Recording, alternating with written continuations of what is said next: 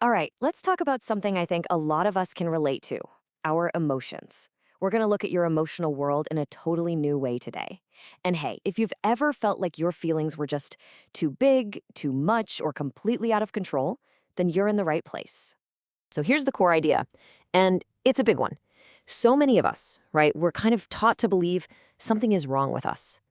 I'm too sensitive, I'm too anxious. And so what do? We try to shut it all down, feel less, control it more. But what if that's not the problem? What if the issue isn't the emotion itself, but just its volume? Yeah, get this. Those intense, overwhelming feelings, they're not a bug. They're actually a feature. It's your brain's ancient, hardwired survival system just doing its job, trying to protect you. The only little problem is sometimes it doesn't quite realize that the original threat, well, it's long gone. Okay, so how do we start working with the system instead of against it? Let's use a metaphor. Think about your life like you're riding a bike. Maybe you had someone holding the seat for you, maybe you had to figure it all out on your own. But honestly, how you learned doesn't matter nearly as much as realizing who's in control right now. Listen, you do not have to keep riding down that same scary road just because it's familiar. You know the one I'm talking about. You don't have to take the route that always leaves you feeling totally shaken up. You have options. You can slow down. You can find a smoother path. You can even decide, you know what? This road just isn't for me. And that is a perfectly valid choice to make. And this all comes down to one really central theme: agency. This isn't about somehow magically fixing your bike or pretending the road is perfectly smooth. Nope. It's about recognizing and reclaiming the power you have to steer your own life. Because you are the one holding the handlebars. Okay, so if we're the ones holding the handlebars, then what is going on inside our heads that makes the ride feel so out of control sometimes? Well, it pretty much comes down to two very, very different operating modes in your brain. All right, let's break these two systems down. First, you've got System 1, which we'll call the child brain. This is your survival mode. It's lightning fast, super reactive, and it sees the world in black and white, no gray areas. Think of it as what slams on the brakes for you in traffic. Then there's System 2, the adult brain. This is your logical, thoughtful self. We're going to call it the conductor. It's slow, it's deliberate, it can see all the nuance, and it chooses how to respond instead of just reacting. Now, this next part is absolutely critical to understand.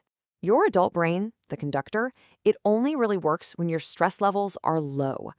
The second that stress hormones like cortisol flood your system, poof, your logical brain biologically goes offline. And this is not a choice you're making. This is pure physiology. And this is exactly why being told to just calm down is so incredibly frustrating, right? Because when you're in a state of panic or really high anxiety, that logical brain literally isn't available. You can't reason with survival instinct.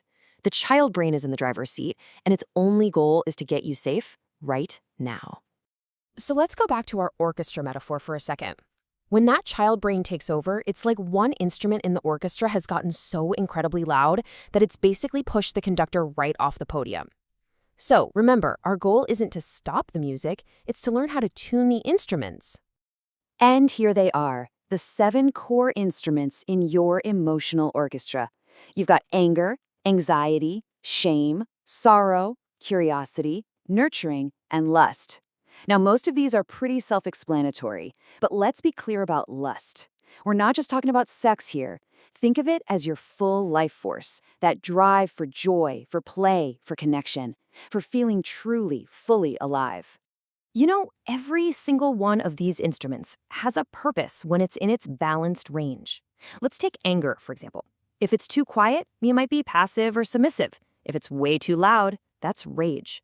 But right in that sweet spot, in the middle, anger gives you firm, healthy boundaries. And it's the same thing with anxiety. When it's balanced, it's just awareness. It's focus. It's your body's early warning system working exactly as it should. And this even applies to the emotions we tend to label as negative. Take shame.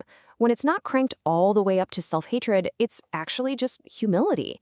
It's that feeling that helps us recognize we made a mistake and then grow from it. And sorrow? In its balanced form, that's empathy. It's the ability to grieve. It's a huge part of what makes us human. Okay, so this is the practical part. How do you actually know when the conductor has left the building and the child brain has taken over? Well, there are 3 really clear signals you can start to watch for. All right, first up is what we call the ego spike. This is that urgent, burning need to be right, to win the argument no matter what. Second, you've got the narrative loop. You know this one, it's when you're replaying conversations over and over in your head, maybe writing better comebacks. And third, there's physical armor. Check in with your body. Is your jaw tight? Are your shoulders tensed up? Is your breathing shallow? Your body is literally telling you it's braced for impact. So when you notice any of these three things happening, the instruction is incredibly simple. Just stop. Don't analyze it. Don't argue with the feeling. The goal isn't to figure out why you feel that way right in that moment. It's just to notice, whoa, the volume is too loud, and recognize that it's time to help the conductor get back to the podium. And I really, really want to be clear about this part. Experiencing any of this does not mean you're broken. It doesn't mean you're weak or too much. It just means you're a human being with a nervous system that has been doing its job, probably working overtime to keep you safe. And that brings us right back to where we started. The path forward isn't about getting rid of your emotions. It's not about trying to achieve some state of permanent calm where the orchestra is totally silent. No, the real goal is to learn how to be a good conductor, to tune the instruments and help them create beautiful, balanced music together.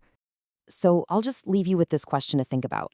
When was the last time you felt one of those red flags? That ego spike, that narrative loop, the physical armor?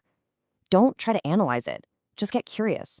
Which instrument in your orchestra do you think was playing the loudest? Because just noticing, that is the first and honestly the most powerful step you can take.